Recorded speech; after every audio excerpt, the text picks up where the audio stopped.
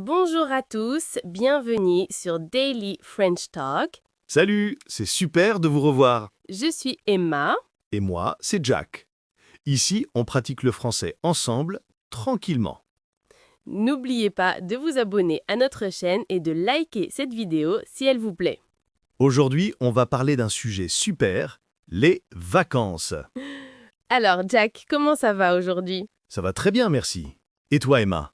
Très bien aussi, merci. Dis-moi, qu'est-ce que tu as fait ce week-end?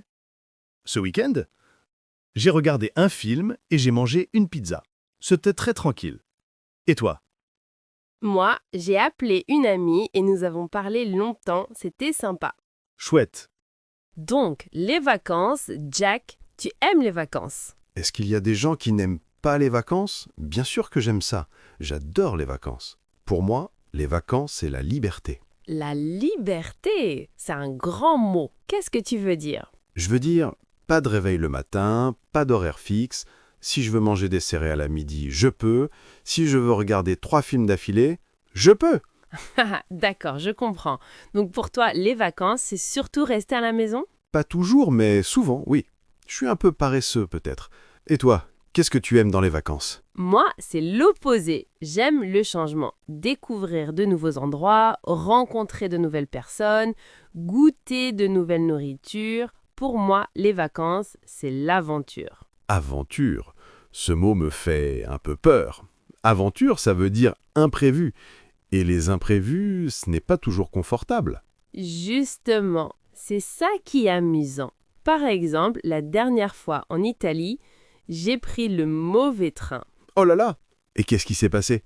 Je suis arrivée dans un petit village, pas du tout touristique.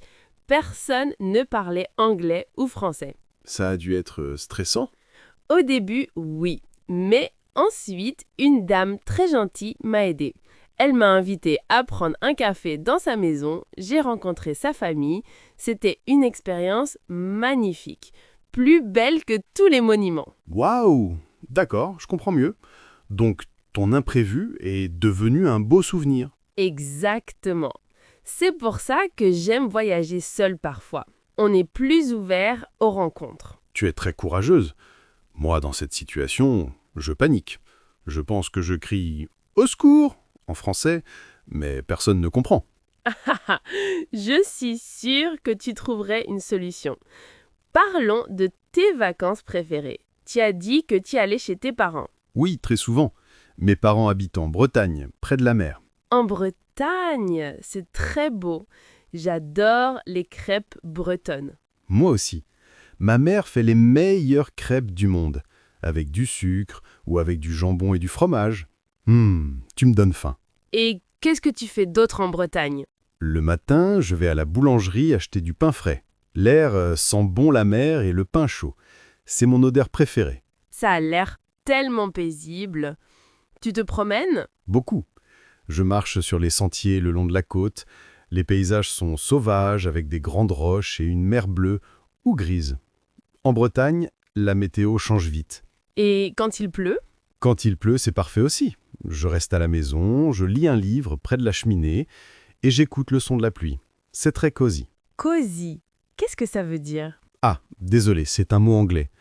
En français, on peut dire confortable, doux.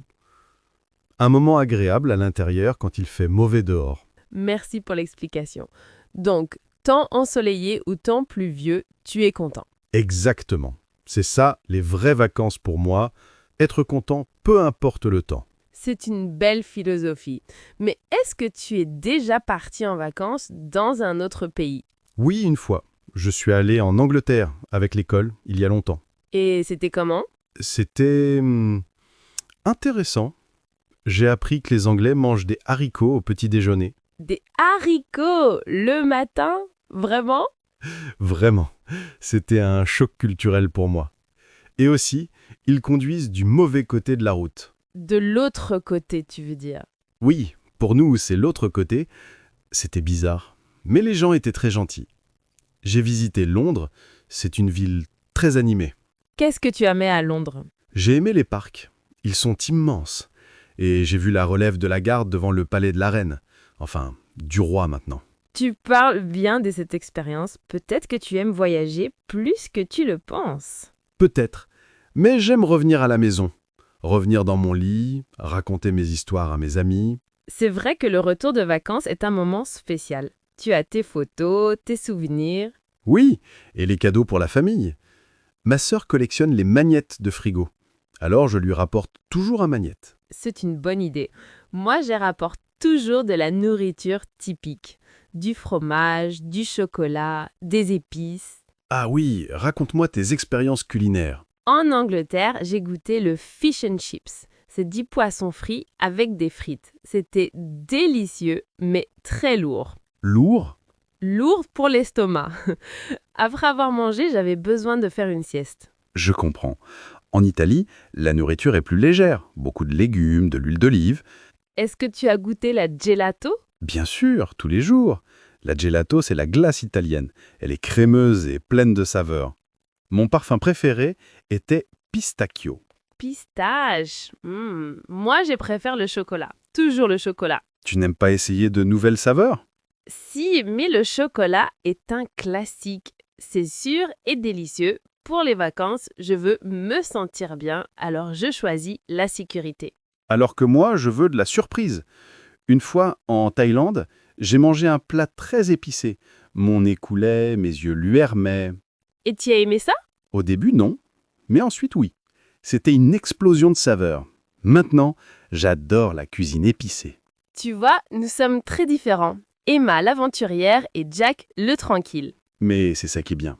Il n'y a pas de bonnes ou de mauvaises vacances. Il y a des vacances qui nous correspondent. Tout à fait. Dis-moi, est-ce que tu voyages avec un guide touristique? Un guide? Non, je préfère me perdre un peu. Je regarde des blogs sur Internet, je demande aux habitants. Aux habitants? Tu leur parles? Bien sûr. Bonjour, où est-ce que je peux manger un bon plat local? C'est la meilleure question à poser. Et les gens répondent? Souvent, oui. Les gens sont fiers de leur région, ils aiment partager leurs bonnes adresses. Peut-être que je devrais essayer, mais mon français, est-ce que c'est suffisant? Bien sûr, les gens comprennent que tu es un touriste. Ils sont patients. Et en plus, tu parles déjà bien français. Merci. Mais dans un pays non francophone, Tu utilises des gestes, un sourire. C'est un langage universel. Et tu peux apprendre quelques mots. Bonjour, merci, s'il vous plaît. s'il vous plaît, c'est très important ça. Toujours, la politesse ouvre toutes les portes. Bon, d'accord. Pour mes prochaines vacances, je vais essayer d'être un peu plus aventureux. Mais pas trop. C'est un bon commencement. Où penses-tu aller? Peut-être en Belgique. C'est près de France, ils parlent français. C'est un bon premier pas. Excellente idée. La Belgique a de très belles villes comme Bruges ou Bruxelles. Et les gaufres. Les gaufres. Ah, j'adore les gaufres. Voire, je pense déjà à la nourriture. C'est un très bon point de départ. Et en parlant de point de départ, comment est-ce que tu prépares tes vacances? Tu fais une liste? Une liste? Non, je suis plutôt du style last minute. Je prends quelques vêtements dans un sac et je pars. Vraiment? Moi, c'est l'opposé. J'ai une liste très détaillée. 2 semaines avant, je commence à préparer ma valise. 2 semaines? Mais pourquoi? Pour être sûr de ne rien oublier, le chargeur de téléphone, l'appareil photo, l'adaptateur pour les prises électriques. L'adaptateur. Voilà une chose que j'oublie toujours. Une fois, mon téléphone était mort pendant 3 jours. Quelle horreur! Et comment as-tu fait? J'ai acheté un nouvel adaptateur. C'était facile, mais un peu cher. Tu vois, la préparation, c'est important. D'accord, tu as raison. Peut-être que pour la Belgique, je ferai une petite liste. Mais une très petite liste. C'est déjà ça. Est-ce que tu voyages avec beaucoup de bagages? Non, j'essaie de voyager léger. Un petit sac à dos, c'est tout. Impressionnant! Moi, j'ai toujours une grande valise. J'aime avoir le choix pour mes vêtements. Mais tu dois la porter, cette valise, dans les escaliers du métro, dans les rues. C'est vrai, c'est parfois difficile, mais c'est le prix à payer pour la mode. La mode? Pendant les vacances, je porte toujours le même jean et 3 t-shirts. Et tu es heureux comme ça? Très heureux. Moins de choses à laver, moins de choses à perdre. Tu as une philosophie de vacances très simple. C'est ça? Simple et heureux. Je respecte ça. Peut-être que je devrais essayer de voyager plus léger la prochaine fois. Ce serait une aventure pour toi. Ah, exactement. Une nouvelle aventure. En parlant d'aventure, est-ce que tu as déjà eu très peur pendant tes voyages? Peur? Oui, une fois. J'étais en randonnée dans les montagnes et le temps a changé très vite. Le brouillard est arrivé et je ne voyais plus le chemin. Mon Dieu, qu'est-ce que tu as fait? Je suis restée calme. J'ai attendu un peu et le brouillard est parti. Mais j'ai appris une leçon. Toujours regarder la météo avant une randonnée. Une leçon importante. Moi, ma plus grande peur, c'est de rater mon train ou mon avion. Ah, ça m'est arrivé aussi. Une fois, mon avion est parti sans moi. Non! Et alors? J'ai dû attendre 12 heures pour le prochain avion. J'ai dormi sur une chaise à l'aéroport. Ce n'était pas confortable. C'est le cauchemar. Maintenant, tu arrives très en avance, n'est-ce pas? Oui, au moins 3 heures à l'avance. Une autre leçon importante. On apprend de nos erreurs. Est-ce que tu voyages avec une assurance? Toujours. L'assurance voyage, c'est essentiel. Pour les annulations, les problèmes de santé. Tu as raison. Moi, je n'y pense jamais. Il faut que je change ça. C'est pas cher. Et ça donne la paix de l'esprit. La paix de l'esprit. J'aime ça. Revenons à des choses plus joyeuses. Quel est ton plus beau souvenir de vacances? Mon plus beau souvenir, c'était il y a 2 ans. Toute ma famille était réunie chez mes parents. Mes cousins, mes tantes, mes oncles. Nous avons fait un grand pique-nique sur la plage. Ça a l'air merveilleux. C'était merveilleux. Nous avons joué au ballon, nous avons mangé ensemble, nous avons ri toute la journée. Le soleil se couchait sur la mer. C'était parfait. Les souvenirs avec la famille sont souvent les plus précieux. Oui. Et toi, ton plus beau souvenir? C'était au Japon. J'étais seule dans un temple très ancien, très calme. Il y avait des cerisiers en fleurs. C'était si beau et si paisible, j'ai pleuré un peu. De bonnes larmes. De très bonnes larmes. C'était un moment de bonheur pur. Je comprends. Même moi, le tranquille, je rêve de voir le Japon un jour. Tu devrais? On pourrait y aller ensemble. Vraiment? Ce serait super.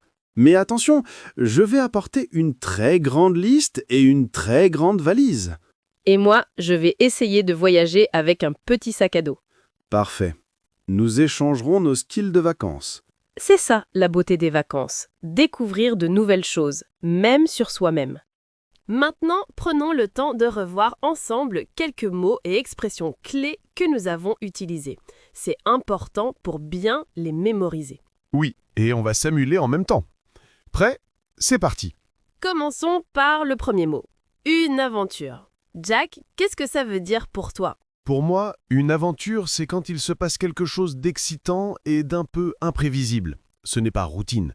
Par exemple, le voyage d'Emma en Italie, quand elle a pris le mauvais train. C'était une aventure. Exactement. Une aventure peut être grande, comme un voyage, ou petite, comme essayer un nouveau restaurant. On peut l'utiliser comme ça. J'aime l'aventure. Ou sa vie est une grande aventure. À ton tour de donner un exemple, Emma. D'accord. Nous cherchons l'aventure dans les pays lointains. Ou alors, on peut dire, c'était toute une aventure pour parler de quelque chose qui était plus compliqué ou excitant que prévu. Comme quand j'essaye de cuisiner un nouveau plat. C'est toute une aventure. Souvent, ça finit mal. N'exagère pas.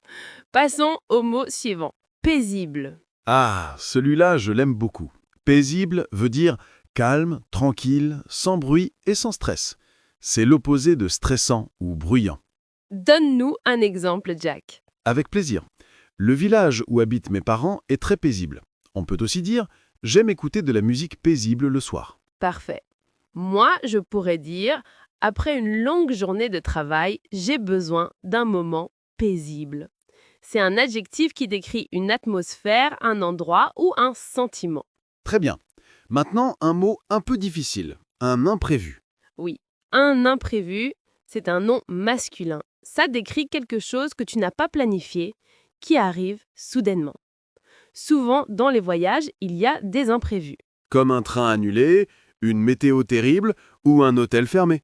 Exactement. On dit il faut toujours s'attendre à des imprévus quand on voyage. Ou dans la vie de tous les jours, désolé, je suis en retard, il y a eu un imprévu. C'est un mot très utile. Maintenant, un beau mot, un souvenir. Un souvenir, c'est un moment, une expérience ou une personne que tu gardes dans ta mémoire. Ça peut être bon ou mauvais, mais souvent on parle de bons souvenirs. Comme mon pique-nique en famille sur la plage, j'ai un merveilleux souvenir de cette journée. Très bel exemple. On peut aussi dire cette photo me rappelle un bon souvenir. Ou gardons un bon souvenir de ces vacances. En anglais, c'est a memory. N'oubliez pas ce mot. Oublier, souvenir, c'est une blague. Très amusant, Jack. Bon, passons à une expression. Voyager léger. Voyager léger, c'est une expression très importante pour moi. Cela signifie partir en voyage avec peu de bagages. Juste un petit sac, pas de grosses valises. Tu es un expert, Jack. Donne-nous une phrase. Pour un week-end, j'aime voyager léger. L'opposé, c'est voyager avec beaucoup de bagages ou voyager lourd. Moi, je dois avouer que je ne voyage pas léger. Je pourrais dire j'admire les personnes qui voyagent léger. Et le dernier mot de notre première liste, essentiel. Essentiel est un adjectif qui veut dire très important, nécessaire, indispensable. On ne peut pas s'en passer. Par exemple, pour Emma, l'assurance voyage est essentielle.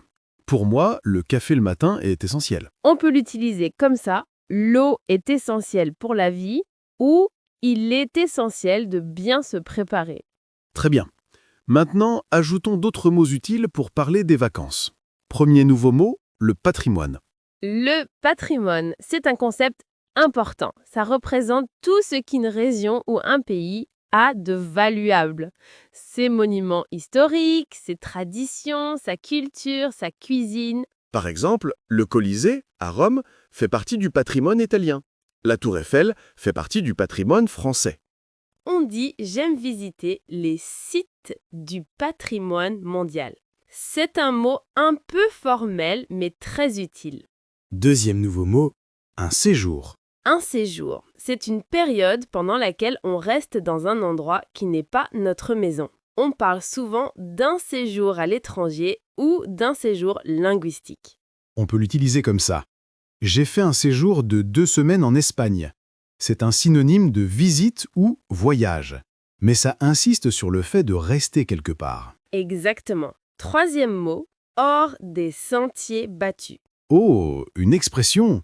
Hors des sentiers battus. Ça veut dire en dehors des endroits touristiques habituels. Littéralement, en dehors des chemins où beaucoup de personnes marchent. C'est ce que j'aime faire. J'aime partir hors des sentiers battus pour découvrir la vraie culture d'un pays. Moi, moins. Mais je comprends l'idée. C'est pour les aventuriers comme Emma. Quatrième mot, un hébergement. Un hébergement. C'est le lieu où tu dors pendant tes vacances.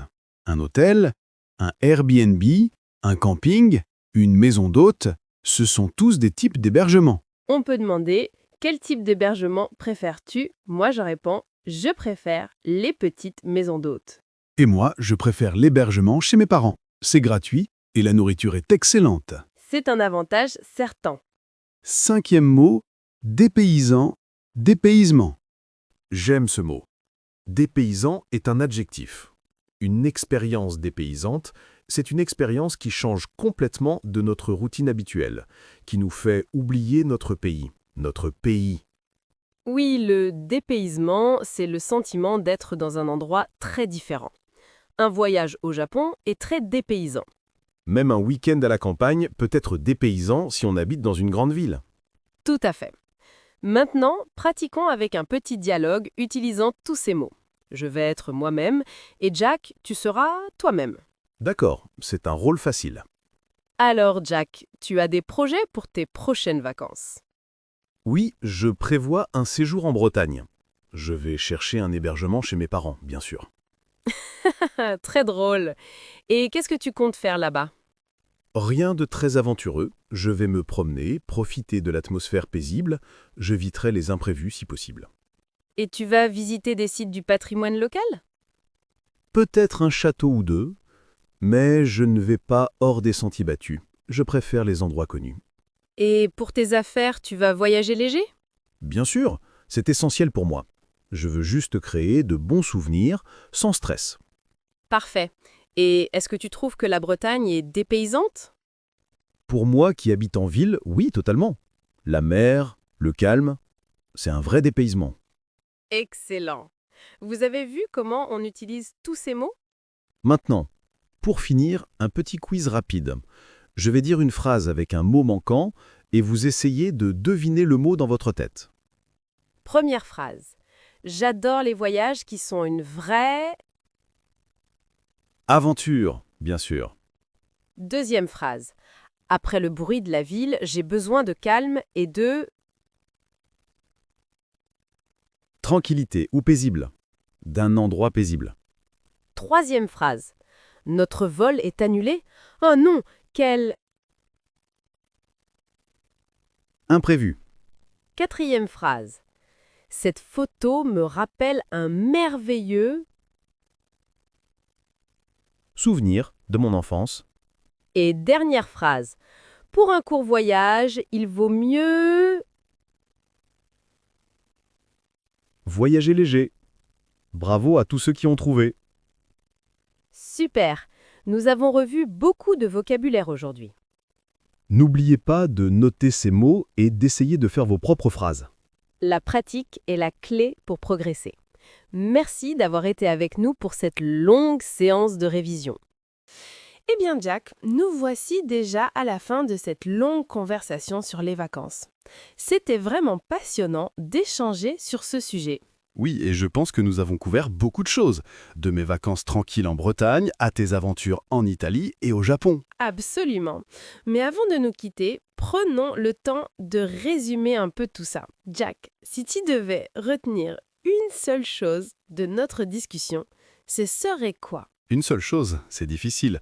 Je dirais que la leçon la plus importante, c'est qu'il n'y a pas de bonnes ou de mauvaises vacances. C'est vrai, explique-nous ça. Eh bien, au début, je pensais que mes vacances à la campagne étaient un peu normales, comparées à tes voyages. Mais en parlant, j'ai réalisé que l'important, c'est ce qui nous rend heureux, nous, pas ce que les autres font. C'est une belle conclusion. Pour moi, ce qui est essentiel, c'est l'état d'esprit. Que l'on parte loin ou que l'on reste près de chez soi, l'important, c'est d'être ouvert aux expériences, même petites. Exactement, comme quand je goûte une nouvelle recette de crêpes de ma mère. C'est une petite aventure gustative. Ah ah ah! Tout à fait. Maintenant, je pense à nos chers viewers. Est-ce que vous avez noté les différences entre nos styles de voyage? D'un côté, Emma, l'aventurière. Elle aime les imprévus, les rencontres, les nouvelles saveurs. Elle voyage souvent seule et sort des sentiers battus. Et de l'autre côté, Jack, le tranquille. Il aime le confort, la famille, les habitudes. Il voyage léger et apprécie les moments paisibles. Mais attention, ce ne sont pas deux cases fermées. Moi, j'ai découvert que j'aimerais bien essayer la Belgique, par exemple. Et moi, j'ai réalisé que parfois, voyager léger pourrait être une bonne idée. Peut-être que je vais essayer pour mon prochain voyage en Espagne. Vous voyez, on peut évoluer. Le plus important, c'est d'écouter ses envies. Parlons justement de vos envies à vous, nos chers apprenants de français. C'est le moment de notre grande question du jour. Nous allons avoir non pas une, mais deux questions pour vous aujourd'hui, parce que le sujet est si riche. Première question. Quel est ton type de vacances idéal? Tu es plutôt aventure comme Emma ou tranquille comme Jack? Et deuxième question, quel est ton plus beau souvenir de vacances et pourquoi? Nous voulons vraiment lire toutes vos réponses dans les commentaires. Cela nous aide à mieux vous connaître et à choisir les futurs sujets de discussion. Et promis, nous lirons et nous répondrons à autant de commentaires que possible. Maintenant, je voulais revenir sur un point important pour les apprenants. Jack, tu as mentionné que tu avais peur de voyager dans des pays où on ne parle pas français. Oui, c'est vrai, c'est une crainte pour beaucoup de personnes qui apprennent une langue. Alors, je voudrais vous rassurer, vous tous qui apprenez le français, même avec un niveau A1 ou A2, vous pouvez voyager. Tout à fait. Les gestes, un sourire et quelques mots-clés comme bonjour, merci, s'il vous plaît ou est peuvent vous emmener très loin. Et souvent, Les gens sont tellement contents que vous fassiez l'effort de parler un peu leur langue ou même le français qu'ils deviennent très patients et très aidants. Ne laissez pas la peur de ne pas être parfait vous empêcher de vivre de belles expériences. C'est en pratiquant sur place qu'on apprend le plus vite. Très sage, Jack. Une autre chose, la préparation. Nous avons parlé de faire une liste, de prendre une assurance. Oui, mais il ne faut pas non plus que la préparation tue le plaisir. Il faut trouver un équilibre. Se préparer un minimum, mais accepter que tout ne se passera pas toujours comme prévu. C'est ça la philosophie des vacances réussies. Un mélange de préparation et de flexibilité. En parlant de projet, Emma, est-ce que cette conversation t'a donné de nouvelles idées pour tes prochaines vacances? Oui, elle m'a rappelé à quel point les vacances en famille sont précieuses. Alors je pense que pour mon prochain voyage, je vais peut-être inviter ma sœur à venir avec moi en Espagne. Wow! Emma l'aventurière solo va voyager en famille. C'est une révolution. Eh oui, et toi Jack, est-ce que tu penses vraiment à la Belgique? Oui, sérieusement. J'ai même déjà regardé sur Internet. J'aimerais voir Bruxelles et goûter toutes les sortes de chocolat et de gaufres. C'est un très bon objectif gourmand. Et tu verras, c'est un premier pas facile, puisque le français est l'une des langues parlées là-bas. Exactement. Un petit pas pour Jack, un grand pas pour le tourisme belge. N'oubliez pas, vous pouvez nous suivre dans nos aventures sur nos réseaux sociaux. Nous posterons sûrement des photos de nos prochains voyages. Et dites-nous aussi dans les commentaires si vous voulez qu'on parle d'un sujet particulier pour une prochaine vidéo. Par exemple, faire les bagages, réserver un hôtel, demander son chemin. Tant de sujets utiles. Votre avis nous est très précieux. Cette chaîne est faite pour vous. Alors n'hésitez pas à nous guider. Avant de se quitter, je voulais vous remercier du fond du cœur. Votre motivation à apprendre le français est une vraie source d'inspiration pour nous. Oui, merci infiniment. Voir votre communauté grandir et interagir avec nous, c'est ce qui nous donne envie de créer toujours plus de contenu. Apprendre une langue, c'est un peu comme des vacances. Parfois, il y a des difficultés, des imprévus grammaticaux, mais c'est aussi une aventure magnifique qui ouvre sur le monde. Alors, continuez. Continuez à étudier, à parler, à faire des erreurs, à rire de vos erreurs et à progresser. Nous serons là pour vous accompagner chaque semaine avec un nouveau sujet de la vie quotidienne. Sur ce, il est temps de se dire au revoir, mais d'abord, répétons ensemble notre phrase de la semaine, voulez-vous? La phrase est « Mes vacances idéales sont aventureuses ou tranquilles ?» À vous de la compléter dans les commentaires. Très bien. Merci encore à tous.